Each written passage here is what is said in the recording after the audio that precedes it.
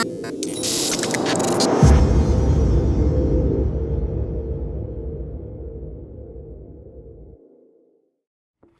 everyone, this is International Master Alex Ostrovskiy for ChessLessons.com, bringing you the daily tactic snack. And on the board here we have our first position, our easy level 1 position, that's going to give away our theme of the day.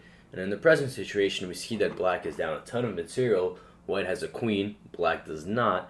But what black does have is this powerful passed pawn on g2, maybe not so powerful yet, as it is securely blockaded, but nevertheless, this pawn, this rook, and this knight, the limited amount of material are going to combine to deliver a decisive combination, and your job is to find it. So pause the video and give it your best shot. Alright, we're not going to go into the solution right away. First thing we're going to do, we're going to give out a hint. Now in this situation, as we already mentioned, black is down a lot of material, so it needs to be very urgent, act very quickly, because white is simply threatening to take this knight on e5 or collect this pawn on g2 after a move like queen g3. And in this case, we want to make sure these three pieces coordinate in such a way that are going to be very successful. Now this knight on e5 is going to play a key role in that. We know knights are very famous for their ability to jump over pieces as well as their ability to fork pieces. And in this position, black would love nothing better than to fork the white king and queen. And in order to do that, we need to lure this king into a spot where we can deliver that deadly fork. With this hint in mind, give it your all, and now I'm 100% sure that everyone's going to get it. Alright, now it's time to look at the solution. And the solution is, remember we were talking about this strong pass g-pawn? Maybe it's not so strong, but it's definitely useful because what black's best move is simply to promote it, give this queen, double check. White doesn't have many options, got to take this queen, and now after knight f3 check, king f1, now we fulfill the goal of capturing the queen, and the rook is just going to run wild, capture all the pawns, and black is just up in exchange. Very convincing, very nice. Let us go back to see the key moment here. In this position, the key and star move is g1 queen. By the way, if black is very funny, you can even play the move g1 rook, because this will hit the queen on g5, and hit the king, so it really forces the king takes a knight f3 check. A little bit unusual. If you maybe don't like your opponent, maybe you can sort of rub it in their face with pawn g1 rook. But pawn g1 queen, very natural move, probably would be my choice. And not only is this a check and luring the king to g1, it's also a double check. And that's going to be the theme for today, double checks. Double checks are somewhat unusual. It would be hard to figure out how could this position even appear on the board where this king is under fire from a queen and rook. But the power of double checks is that they're such forcing moves, they back your opponent into a corner, and they force your opponent to play exactly the move you want them to. So let's look at two more puzzles where we can see the power of the double check. Here was our second puzzle of the day. Now we're equipped with knowledge of the theme of the day, so it shouldn't be so difficult. But as we notice here, right away you can see that there's an X-ray on this king. So lots of discover checks, lots of double checks are possible, and your task is to figure out, well, which one of them is the strongest one.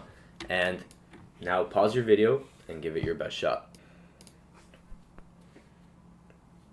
Alright, once again, no solution just yet. Here's the hint. And the hint in this position is that, well, hold your horses. We're actually down a full rook here for white. So, if your goal is to win some material, make sure that this is very decisive. Just simply equalizing material or getting back a piece is not going to help the fact that we're down a rook. So, make sure to look at very forcing possibilities here. Possibilities that give us the advantage, not just regain material, and keep in mind all the pieces that are looking towards black's king. If we can coordinate these pieces in the correct fashion, it might just lead to a successful solution. Pause your videos, let's give it another go. Alright, time for the solution. Obviously we know the theme is double check, so which one is it? Well, we have two available here, knight takes e6 and knight takes a6. And the correct one is knight takes a6 check. Now, why is this the correct one? Well, it's a very forcing move. As we mentioned, forces your opponent into a corner. King is under fire from both the rook and the knight. So where's it going to go? Can't move on the c file, you got to go to b7. And now, white is down a rook, not interested in regaining any material. Instead, the powerful move, rook c7 check. Very forcing move. The rook here and the knight here are just taking away all the squares from the king. The king can't run to the back rank. The knight and a6 very useful in covering this b8 square. So black has two choices. King a8 declining the gift, or king a6 accepting the free horse. Turns out doesn't matter at all. King a6, rook a7 delivers checkmate. Lots of great coordination here. Bishop on e3, rook on a7, don't even need the knight. And this pawn on b5, well, simply blocking the king's path. Not that it would matter actually, since this bishop is here.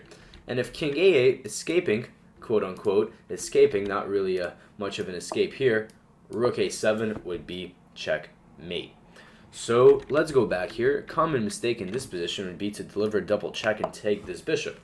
Beautiful double check. We get a piece back. The king moves away. Perhaps to b8 would be stronger here, actually. And now, well, what are you going to do? Knight takes d8. Rook takes d8. Well, I think white is better in this position because he has the two bishops.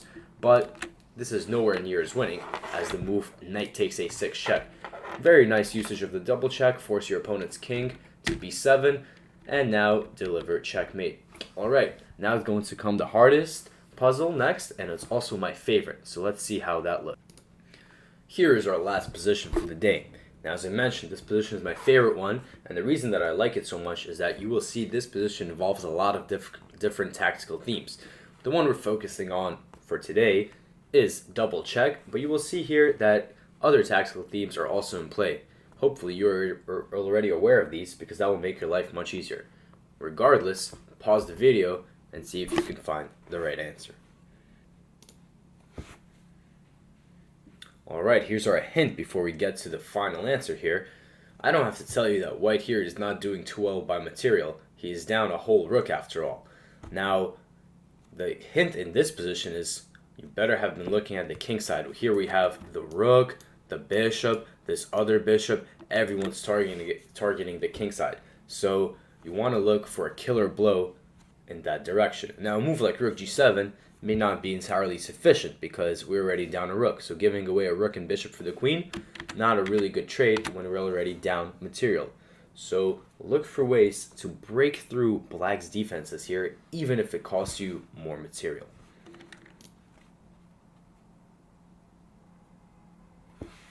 Alright, it's time to show the solution. And the solution here is the move queen to h5 or queen to h3. But I think queen h5 is even nicer because the queens are just right next to each other. The queen is just saying, hey, take me, just a free queen over here. And, well, what is black going to do? Otherwise, I'm going to take an h6. So queen takes h5, rook takes g7 check. Breaking through in the g7 square, even at the cost of a queen, and don't forget we're down a rook. Very forcing the move king h8. Now this is a very typical tactical operation. The move queen h5 is what we call deflection. We're deflecting the queen from its duties of defending g7. And now in this position we have what is called a windmill. Windmill is a very typical operation when a rook and a bishop are attacking the king, and the rook is able to move to any square, allowing the bishop a discovered attack on the king. And this is a method that can be very useful in winning tons of material. But in this case, it does way more than that. Rook takes f7 check, unleashing the windmill. The bishop gives a check to the king. King g8. And now we've actually unleashed both bishops. Rook g7 check. Double check over here. Forces king h8. And the final nail in the coffin, the final double check. Well, it's not just a double check. Rook g8. Checking with the rook. Checking with the bishop. That's actually a checkmate.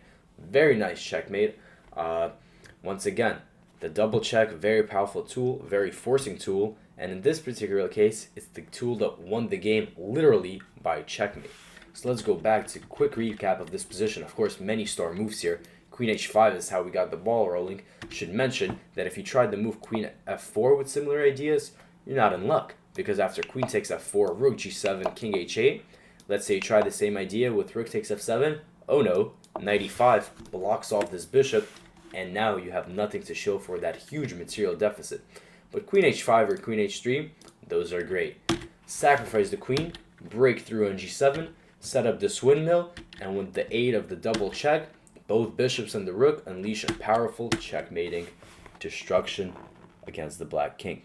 Hope you enjoyed today's Tactics Snacks. This has been Alex Ostrovskiy.